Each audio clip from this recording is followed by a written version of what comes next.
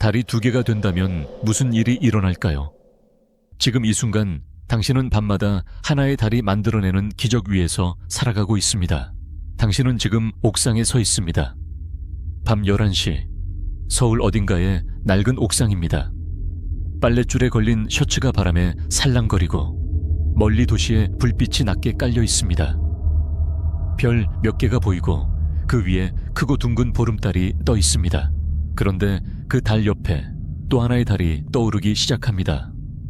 처음에는 아름답습니다. 2개의 달이 나란히 떠 있는 밤하늘. 세상에서 가장 로맨틱한 풍경입니다.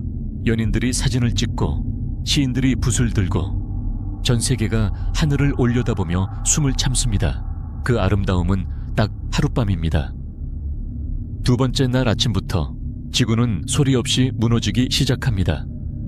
오늘 그 로맨틱한 악몽의 내부로 들어가 보겠습니다. 먼저 2번째 달이 어디서 왔는지 알아야 합니다. 달이 하늘에서 갑자기 뚝 떨어지지는 않겠죠. 과학적으로 가장 가능성 높은 시나리오는 소행성이 지구의 중력에 포획되는 것입니다. 화성과 목성 사이 소행성대에는 수백만 개의 암석 덩어리가 태양 주위를 돌고 있습니다. 그중 하나가 어떤 이유로, 이를테면 다른 소행성과의 충돌로 궤도가 틀어져 지구 방향으로 향합니다.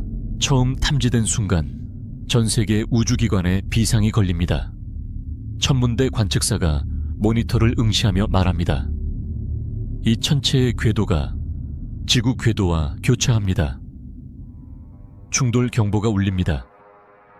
그런데 정밀 계산 결과 이 소행성은 지구와 직접 충돌하지 않습니다. 아슬아슬하게 스쳐 지나가면서 지구의 중력에 붙잡힙니다. 천문학자들은 이것을 중력 포획이라고 부릅니다. 거대한 그물이 날아가는 새를 잡듯 지구가 이 소행성의 운동 에너지를 빼앗아 자신의 궤도 안으로 끌어들이는 것입니다. 지름 약 800km의 소행성이 지구 궤도에 안착합니다. 비교해 보겠습니다. 우리 달의 지름은 3474km입니다. 이 새로운 달은 기존 달의 4분의 1 크기입니다. 작아 보입니까? 절대 작지 않습니다. 소행성대에서 2번째로 큰 외소행성 베스타의 지름이 525km입니다. 이것은 그보다도 큽니다. 그리고 이 새로운 달은 기존 달보다 훨씬 가까운 궤도에 자리를 잡습니다. 지구로부터의 거리 약 20만 킬로미터, 기존 달의 평균 거리 38만 4천 킬로미터의 절반입니다. 2개의 달이 나란히 떠 있습니다. 새로운 달은 기존 달보다 작지만 훨씬 가깝기 때문에 밝기는 비슷합니다. 2개의 부드러운 은빛 원이 서울 하늘을 수놓습니다. 전 세계 사람들이 옥상으로, 해변으로, 공원으로 쏟아져 나옵니다. 소셜미디어는 2 달의 사진으로 가득 찹니다. 그 밤은 인류 역사에서 가장 아름다운 밤으로 기억될 겁니다. 방이 너무 밝습니다. 커튼 사이로 빛이 새어 들어오는데 가로등 빛이 아닙니다. 훨씬 더 넓고 차갑고 깊은 빛입니다. 커튼을 열어봅니다. 새벽 3시인데 하늘이 마치 흐린 낮처럼 밝습니다. 2 달의 빛이 합쳐지면서 밤하늘 전체가 희뿌연 은빛으로 물들어 있습니다. 별이 보이지 않습니다. 수천 개의 별빛이 2 달의 빛에 압도되어 사라졌습니다. 산호는 어떻습니까? 산호는 달의 밝기 변화에 반응하여 일제히 산란합니다. 1년에 단 한 번 보름달이 뜨는 밤 수백만 개의 산호가 동시에 알을 방출합니다. 2 달이 만들어내는 불규칙한 빛의 패턴 속에서 산호들은 언제 산란해야 하는지 알 수 없습니다. 산호초 생태계가 무너지기 시작합니다. 우주에서 보면 이 순간 지구는 밤쪽이 예전보다 훨씬 밝게 빛나는 별처럼 보일 겁니다. 인공위성에서 내려다보면 마치 지구 전체에 불을 켜놓은 것처럼 보입니다. 아름답습니다. 그리고 그 아름다움은 지구가 조용히 망가지고 있다는 신호입니다. 하지만 더 끔찍한 게 남아 있습니다. 밤이 사라지는 것은 시작에 불과합니다. 진짜 재앙은 눈에 보이지 않는 곳에서, 땅속 깊은 곳에서 시작되고 있습니다. 지구과학 시간에 이런 내용을 배운 기억이 있을 겁니다. 달의 중력이 바닷물을 당겨서 밀물과 썰물이 생긴다고요. 맞습니다. 하지만 그 이야기에는 훨씬 더 충격적인 사실이 생략되어 있습니다. 달의 중력은 바닷물만 당기는 것이 아닙니다. 지구 자체를 당깁니다. 고체인 땅덩어리도 달의 중력에 의해 매일 주기적으로 늘어났다 수축합니다. 이것을 고체 조석이라고 합니다. 달을 향한 쪽의 지구 표면은 매일 최대 55cm까지 위아래로 움직입니다. 달이 2개가 된다면 어떻게 될까요? 조석력은 달의 질량에 비례하고 거리의 세제곱에 반비례합니다.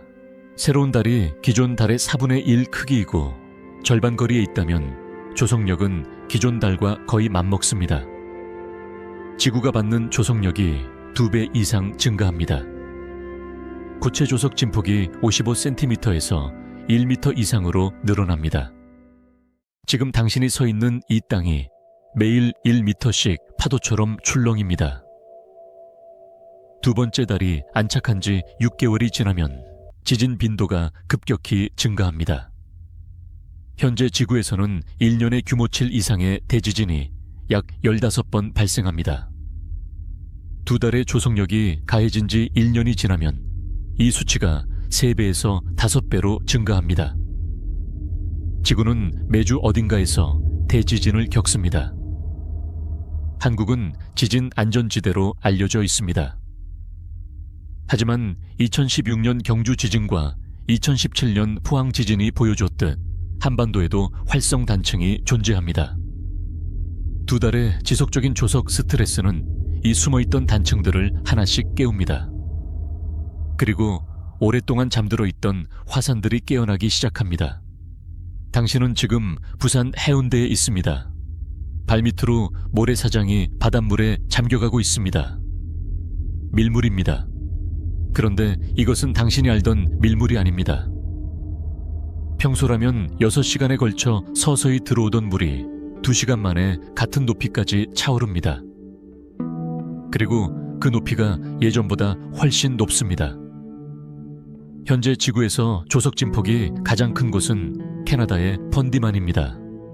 하루에 최대 16m의 수위 차이가 발생합니다. 인간 키의 9배에 해당하는 물이 들어왔다 나갑니다. 2달의 영향을 받으면 이 수치가 최대 40에서 50m까지 증가할 수 있습니다. 4층짜리 건물 높이의 물이 들어왔다 나갑니다. 해안선을 따라 발달한 모든 항구와 도시가 하루에 2번씩 물에 잠깁니다. 부산항, 인천항, 제주 해안선, 런던의 템스강이 범람합니다. 뉴욕 맨해튼의 지하철역이 하루에 2번씩 바닷물로 가득 찹니다. 세계 인구의 약 40%가 해안선에서 100km 이내에 살고 있습니다. 이 26억 명이 이주 압박을 받기 시작합니다. 그런데 조석의 변화는 해안선만의 문제가 아닙니다. 지구의 해류는 마치 컨베이어 벨트처럼 전 세계 바다를 순환하며 열을 운반합니다. 이 거대한 흐름이 지구의 기후를 조절합니다. 유럽의 온화한 기후는 멕시코 만류가 따뜻한 물을 운반해주기 때문에 가능합니다. 2달의 강화된 조석력은 이 흐름을 뒤흔듭니다. 멕시코 만류가 약해집니다. 유럽의 기온이 급락합니다. 런던, 파리, 베를린의 캐나다 동부 수준의 강추위가 찾아옵니다. 겨울이면 영하 30도가 일상이 됩니다. 그리고 바다의 온도 변화는 대기 순환에 영향을 미칩니다. 기후학자들은 해수면 온도가 1도 상승하면 태풍의 최대 풍속이 약 5% 증가한다고 추산합니다.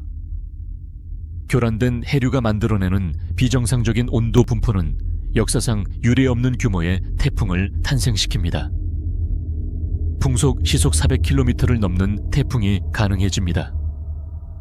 현재의 최고 등급인 카테고리 5의 기준이 시속 252km입니다. 우주에서 보면 이 순간 지구는 마치 표면이 끊임없이 출렁이는 물방울처럼 보일 겁니다. 2달의 중력이 잡아당기고 밀어내는 힘에 반응하여 바다가 마치 살아있는 생명처럼 부풀었다 가라앉기를 반복합니다. 그리고 이 모든 변화가 바닷속 생명들에게는 사형 선고입니다. 수심 30m 바닷속 형광빛 산호초가 눈부시게 펼쳐져 있습니다. 파란색, 초록색, 주황색, 보라색. 지구상에서 가장 다양한 생명체들이 모여 사는 곳입니다. 전체 해양 생물의 25%가 산호초에 의존합니다. 그런데 지금 이 산호들이 하얗게 변해가고 있습니다. 백화 현상입니다. 이렇게 지구상의 산호초가 10년 안에 대부분 사라집니다. 산호초가 사라지면 어떻게 됩니까? 약 5억 명의 인구가 산호초에 의존하는 어업으로 생계를 이어갑니다. 그 생계가 사라집니다. 바닷속 플랑크톤은 어떻습니까? 지구 산소의 약 50에서 80%가 바다의 식물성 플랑크톤으로부터 생성됩니다. 이 플랑크톤들은 달의 주기와 빛의 패턴에 맞춰 수직 이동을 합니다. 낮에는 깊은 곳으로, 밤에는 얕은 곳으로. 그 리듬이 두 달의 세계에서 무너집니다. 플랑크톤이 줄면 크릴새우가 줄고, 크릴새우가 줄면 고래가 굶어갑니다. 먹이사슬은 아래에서부터 무너집니다. 3억 년 전부터 달의 리듬에 맞춰 살아온 지구의 생명들에게 달은 시계였고, 달력이었고, 나침반이었습니다. 두 개의 달이 서로를 향해 다가가고 있습니다. 두 달은 영원히 나란히 떠 있을 수 없어 두 위성이 하나의 행성 주위를 공전할 때 궤도는 시간이 지남에 따라 불안정해집니다. 두 위성은 서로의 중력으로 끌어당기면서 궤도를 교란시킵니다. 결국 두 가지 결말 중 하나입니다. 하나는 두 달 중 하나가 지구 중력권 밖으로 튕겨나가 우주 공간으로 사라지는 것. 다른 하나는 두 달이 서로를 향해 나선 운동을 그리며 천천히 가까워지다 마침내 충돌하는 것입니다. 이것은 빠르게 일어나지 않습니다. 수백 년, 수천 년에 걸쳐 서서히 일어납니다. 하지만 그 과정 하나하나가 지구를 향한 느리고 잔혹한 예고편입니다. 두 달이 서로 가까워질수록 조성력이 더 증가합니다. 두 달의 표면에서 암석 파편들이 떨어져 나오기 시작합니다. 이 파편들은 일부는 우주 공간으로 흩어지고 일부는 지구를 향해 떨어집니다. 유성우가 내립니다. 하지만 이것은 우리가 알던 유성우가 아닙니다. 수십 킬로미터 크기의 암석 덩어리들이 지구 대기권으로 진입합니다. 그리고 마침내 두 달이 충돌합니다. 충돌의 섬광이 지구에서 맨눈으로 보입니다. 낮보다 밝은 빛이 밤하늘을 가득 채웁니다. 수십억 톤의 암석 파편이 우주 공간으로 흩어지고 상당 부분이 지구를 향해 낙하합니다.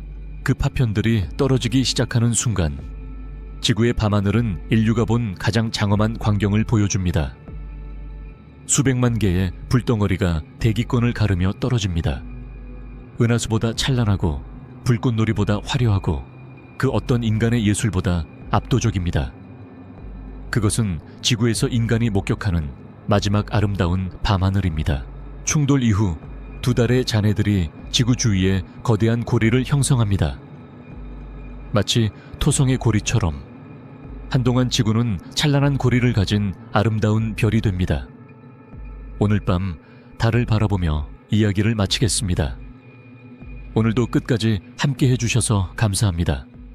상상 한 스푼이었습니다.